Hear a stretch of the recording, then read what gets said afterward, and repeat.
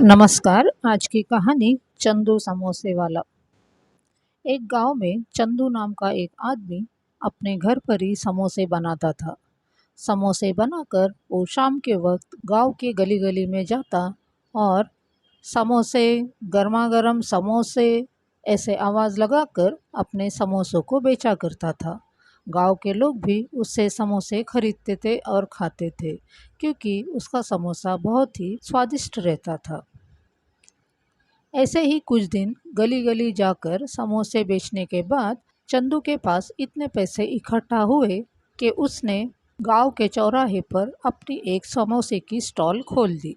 शाम के समय उसके समोसे के स्टॉल पर भी लोगों की काफ़ी भीड़ होती थी। एक दिन सुखी राम नाम का एक व्यापारी उस चौराहे से जा रहा था। तब उसकी नज़र समोसे की स्टॉल पर पड़ी। उसने देखा कि लोग समोसा खाने के लिए भीड़ में लगे हुए हैं। उसने सोचा, अगर मैंने भी यहाँ पर एक समोसे का स्टॉल खोला, मैं भी बहुत मुनाफा कमाऊंगा। वैसे भी समोसा बनाना कोई मुश्किल का काम तो है नहीं। उसने थोड़े दिन बाद किराए पर एक स्टॉल ले लिया। उसने समोसा बनाना शुरू किया। उसने समोसे में एक ऐसा विशेष मसाला मिश्रण मिलाया। इस मिश्रण के वजह से उसके समोसे बहुत ही स्वादिष्ट बनने लगे।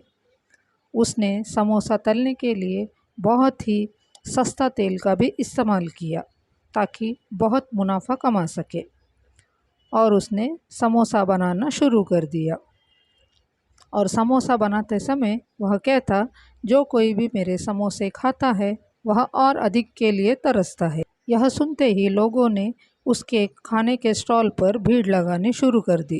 कुछ समय में ही उसका समोसे का स्टॉल बहुत तेजी से चलने लगा। लोग उसके दुकान पर आते और कहते, आपका समोसा तो बहुत ही टेस्टी है। वहीं दूसरी तरफ सुखी राम के समोसे की वजह से चंदू की सदियों पुराने समोसे का स्टॉल पर कोई भी नहीं आता था। चंदू ने मन में सोचा, मुझे एक बार सुखी राम के समोसे को खाना चाहिए। और फिर वह एक दिन सुखी राम के दुकान पर चला गया। वह समोसा लेकर वापस अपनी दुकान पर आ गया और उसे खाना शुरू किया। समोसा खाते ही उसे पता चल गया, इस समोसे में इस्तेमाल किया जाने वाला मसाला मिश्रण सेहत को बर्बाद कर सकता है। इसीलिए सरकार ने उस पर प्रतिबंध लगाया है। उसने सोचा, सुखी राम का सच मैं सबको बताऊंगा। फिर कुछ विचार करने के बाद अगली शाम को वह अपनी दुकान के बाहर कुछ दवाई लेकर बैठ गया।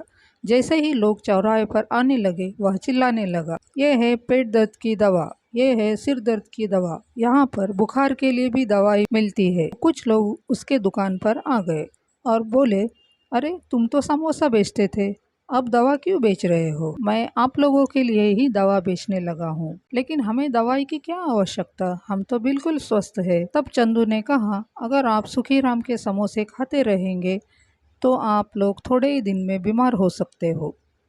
लोगों ने पूछा, क्या मतलब?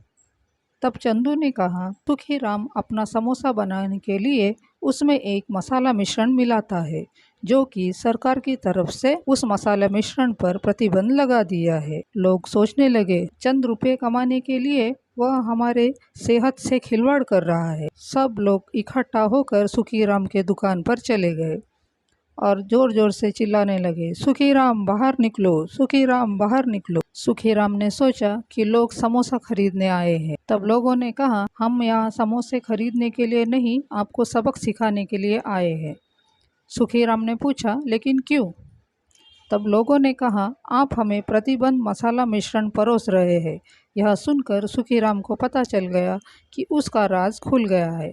वो डर गया और बोला, मुझे माफ़ कर दो, मैं अब ऐसी गलती नहीं करूँगा।